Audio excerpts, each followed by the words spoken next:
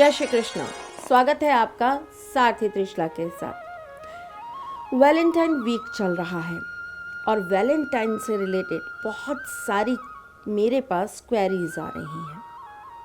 जिनकी शादियां नहीं हुई वो अपनी लव मैरिज को लेकर या अपनी आने वाली लव लाइफ को लेकर बहुत परेड हैं, और जिनकी शादियां हो गई हैं वो अपने रिश्ते में प्यार को पाने के लिए बड़ा परेशान है। एक स्त्री कैसी होती है ना, उसे सिर्फ प्यार ही बांध सकता है, उसे केवल प्यार से ही जीता जा सकता है। अगर ऐसा ना होता तो बड़ी से बड़ी सल्तनत की रानियां महारानियां भी प्यार के अधीन होकर अपना सब कुछ लुटा कर ना बैठी होती।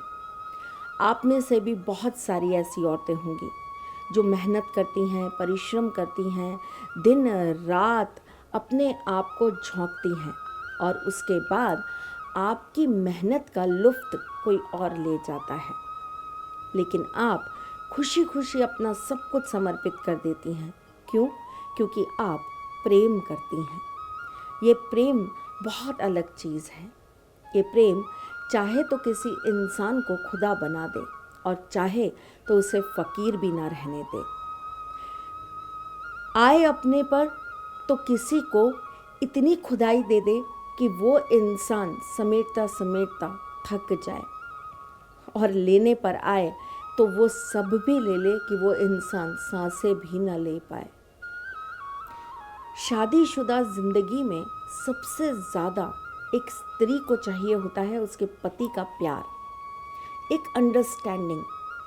बात दोनों अपने अपने तरीके से कहते हैं, लेकिन उसमें समझदारी कहाँ होती है।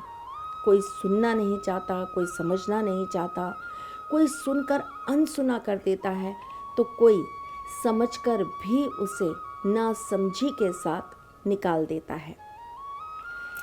बेडरूम एक ऐसी जगह होती है जहाँ पर ना दुनिया होती है, ना कोई तीसरा व्यक्ति होता है, और ना ही उस वक्त आपके साथ कोई और परेशानी होती है। लेकिन हम फिर भी अपने बेडरूम में बहुत सारी चीज़ों को लेकर आते हैं।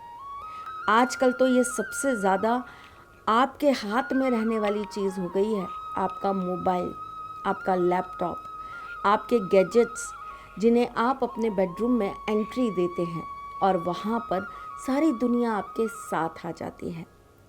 आपके बेडरूम में आप दोनों नहीं होते, आपके साथ पूरी की पूरी दुनिया शामिल होती है, चाहे वो फेसबुक हो, चाहे वो इंस्टाग्राम हो या कोई और ऐप हो। लेकिन इन सब के साथ आप अपने बेडरूम में भी अपने साथी के साथ नहीं, बाकी सबके साथ होते हैं। ऐसे में आपकी पर्सनल लाइफ बहुत इफ़ेक्ट होती है।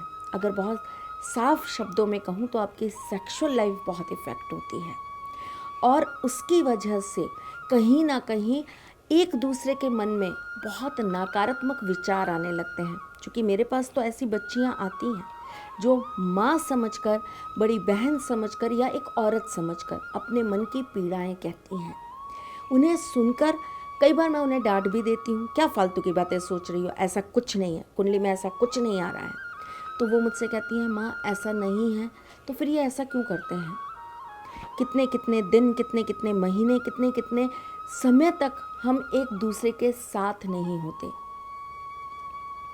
हाँ, एक बहुत बड़ा मुद्दा है ये, क्योंकि एक स्त्री को एक पुरुष से प्रेम शायद ऐसे ही समझ में आता है, या एक पुरुष को एक स्त्री से समर्पण शायद ऐसे ही समझ में आता है।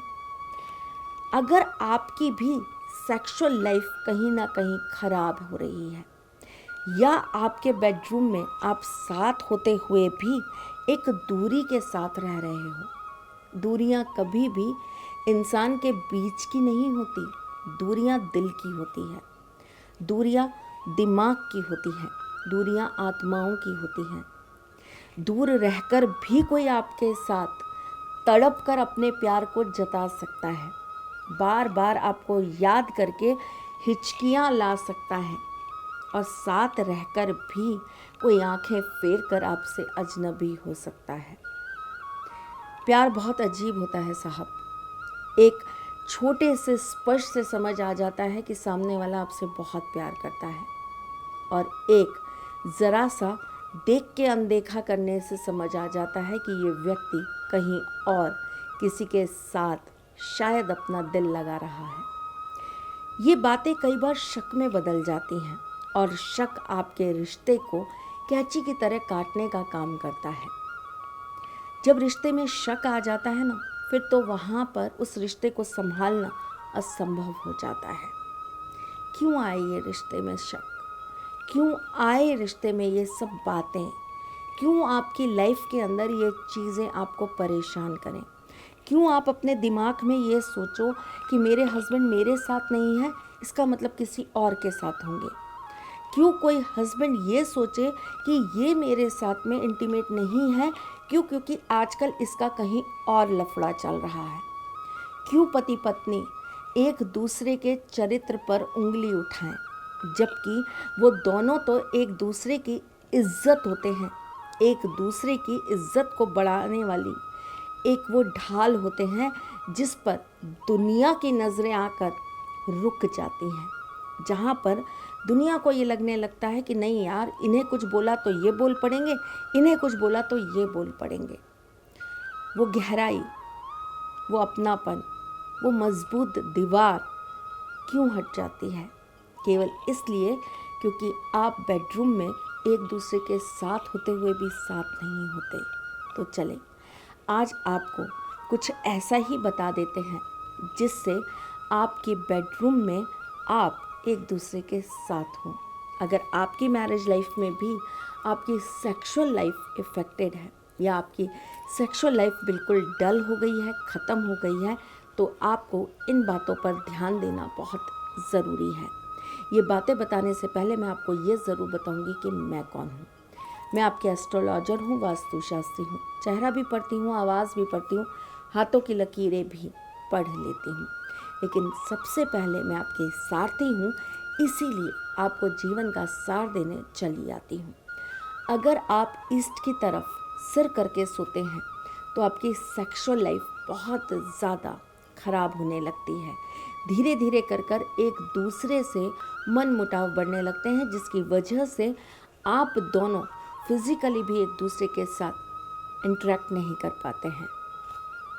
अगर आपके बेडरूम का वेस्ट साइड कहीं ना कहीं ऐसी चीज़ों से भरा पड़ा है जो यूज़लेस हैं, जो काम नहीं आती हैं, कोई ऐसे इक्विपमेंट्स जो ख़राब हो चुके हैं और वहाँ पर पड़े हैं, या कोई ऐसा संगीत का इंस्ट्रूमेंट जो ख़राब हो चुका है और वहाँ पर रखा है, तो उसे हटा दीजिए। इससे भी आपकी सेक्सुअल लाइफ ख़राब होती है।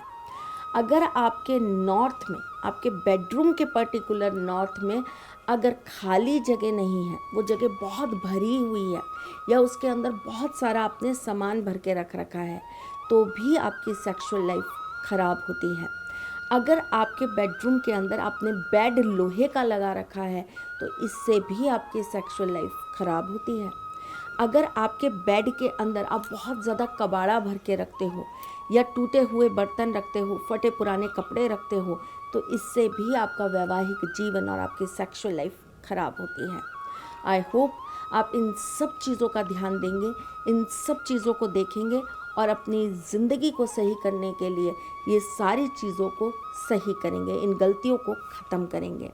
अपने बेडरूम में ज़्यादा से ज़्यादा पिंक कलर का या रेड कलर का उपयोग करना चालू कर दीजिए। अपने बेडरूम में हमेशा कुछ सुगंध का ज़रूर रखना चालू कर दीजिए। अपने बेडरूम में आपको आर्टिफिशियल फ्लावर्स रखने चाहिए और उसके ऊपर आपको शुक्रवार के दिन परफ्यूम ज़रूर करना चाहिए। बहुत छोटी छोटी बातें हैं, ध्यान में रखिएगा। ज़िंदगी में परिवर्तन आए तो मुझे कमेंट करके ज़रूर बताइएगा, मैं इंतज़ार करूँगी। फिर आऊँगी कुछ नया, कुछ अलग, कुछ अद्भुत लेकर। तब तक के लिए मुस्कुराते रहिएगा, रिश्तों में मजबूती बना के रखिएगा, अपने साथी के साथ यूँ जुड़े रहिएगा, प्यार देते रहिएगा, प्यार लेते रहिएगा। ख्याल रखिएगा अपना और उनका जिनसे आप प्यार करते हैं। मैं जल्द आपसे मिलने आऊँगी, तब तक के लिए जय श्री कृष्ण। सारथी माँ त्रिशला ज्योतिष के क्षेत्र में विश्व विख्यात नाम है। ज्योतिष शास्त्र में पीएचडी माँ त्रिशला पिछले 22 वर्षों से ज्योतिष की सभी परंपरागत विधाओं के साथ साथ अनेक दुर्लभ गुण विधाओं जैसे परछाई एवं नव्स के अध्ययन से अपनी सटीक भविष्यवाणी और पूर्वानुमान के लिए विख्यात हैं। अपने उपायों द्वारा लाखों लोगों का जीवन संवार चुकी मां त्रिशला लगातार 2016 से ज्योतिष विभूषण अवार्ड प्राप्त कर रही हैं। साल 2018 में उन्हें उत्तराखंड के मुख्यमंत्री त्रिवेंद्र सिंह रावत ने ज्योतिष विभूषण अवार्ड से सम्मानित किया था और साल 2016 में उन्हें राजस्थान में बेस्ट एस्ट्रोलॉजर के अवार्ड से नवाजा जा चुका है।